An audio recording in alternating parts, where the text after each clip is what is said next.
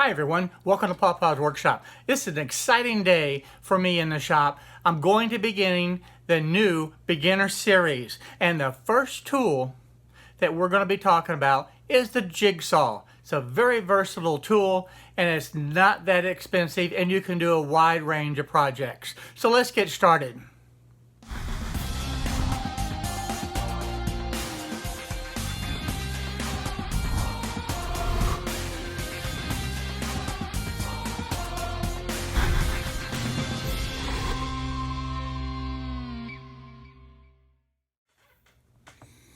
Now, I had put out a post several weeks ago to be able to get input from everybody out there as to what they would like to see in the beginner series. And I got a lot of feedback, and I really appreciate that. And the first tool that I want to be able to talk about is a jigsaw, because it's a very versatile tool and it can do not only straight cuts to be able to rip material, but it also can cross cut. It can cut angles, and of course it can cut curves. So it's a very, very versatile tool. And the interesting thing about it is, this jigsaw right here is about 45, 46 years old. It still runs great, and I still use it in the shop from time to time. This was the very first tool that I got when I started putting my shop together over 40 years ago. So I'm starting you guys with the same thing, and we're starting out with a jigsaw. We're going to do a couple of projects today, and I also want to show you the capabilities on what a jigsaw can do. Now, one of the things that I want to do is I'm going to put a link in the description to be able to have 3 different choices for jigsaws. Now, that by no means is the only 3 to choose from. You can go to the local big box store, and they have a wide variety to choose from. You can also go to Harbor Freight if you have one of those in the area and pick up one like this that I have. So it really doesn't matter. But what I'm going to do with the links that I put into the description below is keep track of the mid-price one of each of the tools that we go through this series with. And my goal is to be able to keep the price less than $1,000. I think as you go through this series with me, you're going to find that you can get a very well-equipped shop for far less than $1,000. And we're going to be choosing these small type of hand tools to begin with to be able to do a wide range of different types of projects. And then we'll start moving into some of the tabletop type tools and stationary tools to be able to bring into your shop as well. A jigsaw can actually do a lot of the same types of cuts that this stationary bandsaw can do, because the bandsaw can do the straight cuts and it can do the rip cuts. So can the jigsaw. And at the same time, the bandsaw can do the curve cuts. So can the jigsaw. So in many respects, the jigsaw, even though it's handheld, will act and do much of the same thing that this stationary bandsaw can do. Now, the scroll saw is another tool that can do many of the same things that the jigsaw can do. The scroll saw really is designed to be able to do very intricate type cuts, and they usually do a lot of curves with that. But a jigsaw can do much of the same thing. So these are 2 tools that do similar things in the shop that we can get to do with the jigsaw. Now that we've taken the opportunity to look at the scroll saw and the bandsaw, you got to realize that the jigsaw can do much of the same thing, because it can do the curve cuts and it can do the straight cuts as well. But the beautiful thing about this is probably one of the most safest tools that you can have in the shop. And the reason is, when you're cutting the material, the saw blade is actually below the workpiece, away from where your hands and your fingers are. And that really makes it where it's a very safe tool and one of the best tools to start with as a first tool in your shop. Now, the other thing that you'll notice is that this blade is a very coarse blade, and it cuts on the upstroke. The disadvantage of that is that it will leave a rougher edge on that. But one of the things that you can do is actually put tape on this. And let me show you that. So by putting tape on the edge,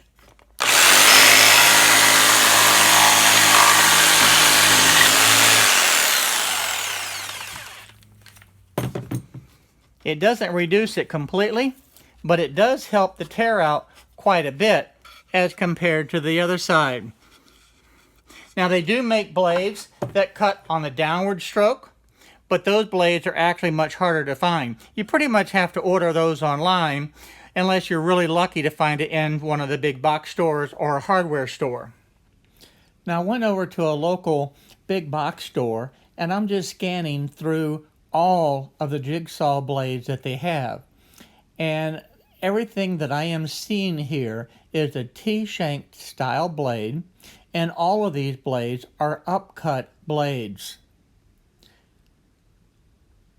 Now as I go through these, you can see that some of the blades are thinner, so that means it'll be able to cut a tighter radius, and some of them are longer, which means it'll be able to cut longer or thicker wood. But bottom line is, all of these blades are upcut blades, which means you're going to have more of a tear out on top of the material that you're cutting. I had almost given up on finding a downcut blade, but here you go. I found one package that has the blades in it for the downcut. So I'm buying this package. The other thing is I found blades that will cut plexiglass and metal and the Formica, everything in the world, and that's good to know as well. Now, to look at the different blades, the first thing that I want to be able to show you is this is the T-shank at the top here, and that is the type of blades that you really want to get.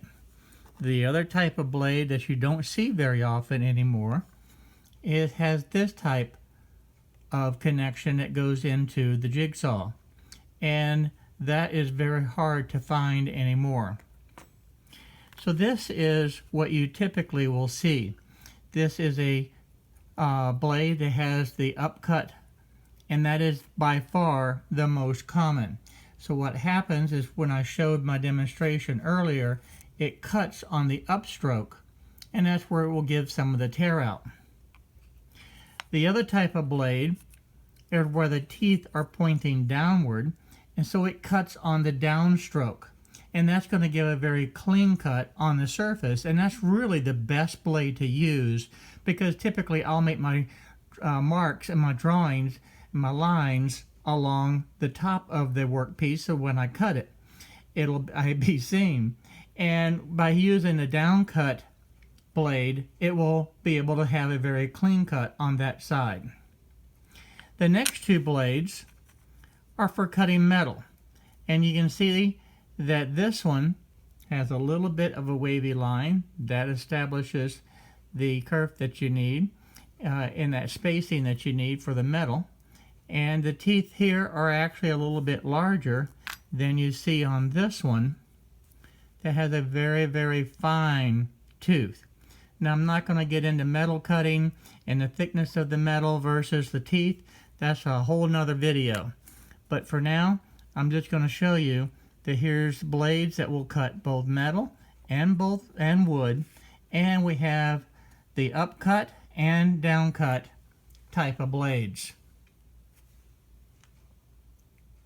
Now, the first decision that I want to help you with in choosing the jigsaw is make sure that the saw that you choose uses the T-shank blade, because it's going to be far easier to get those type of blades, and of course it's much easier to take and put the blade in and out.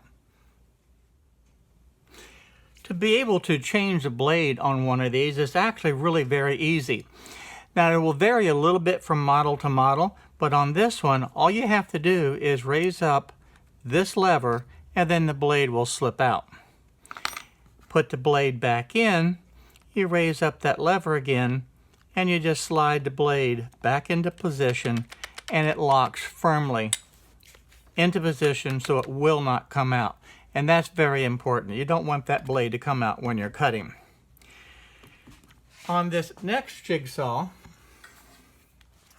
so to be able to get this blade out, I'm going to raise up this lever right here, and then I'll be able to just pull that blade out. Likewise, to put the blade in, and what I'm going to do, since I'm so excited about finding the downcut blades, I'm going to put my downcut blade into this jigsaw. So I'm going to open up, raise up that little lever, and slide my new bit in, and lock it in position, and this is ready to go. Most jigsaws are variable speed, and they will have, in this case, I have a little button right here that actually will turn to be able to make it go faster or slower. And on the other jigsaws, I have a speed control up on top so I can speed it up or slow it down. And typically what I will do is run in the medium to the higher speeds to be able to do the cuts. Now granted, I'm using mostly softer woods, but if I was using a harder woods, then yes, I'd want to slow it down. One of the other features that I like is being able to attach a hose here for the dust collection, because that actually goes all the way through and pulls from here and sucks the air and pulls the sawdust into the vacuum cleaner. So that's a nice feature also. The last feature that I want to talk about is this selection here. And this lever changes it from being where the blade is just cutting straight up and down to where the blade actually moves in a little bit of an orbital rotation. And what that allows for a much, much more aggressive cut.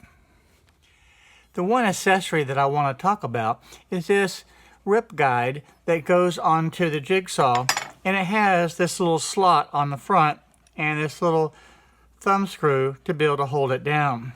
And the nice thing about that is it'll just slip right in.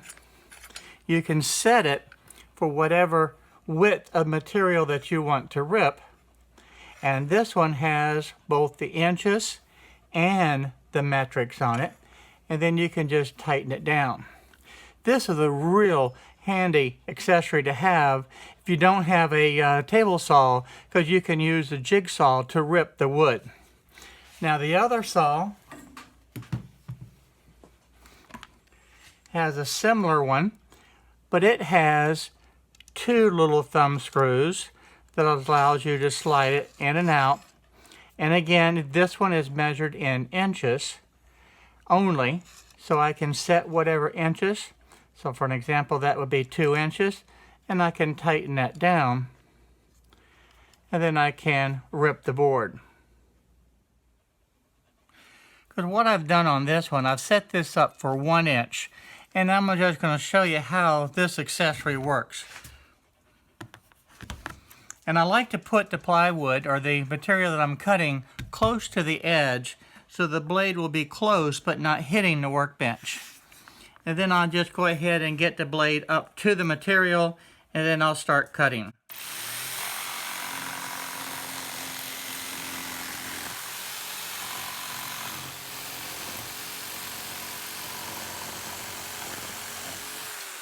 And there we have our 1 inch piece of wood that's actually very straight, and it takes the place of the table saw when you don't have a table saw yet and you only have the jigsaw.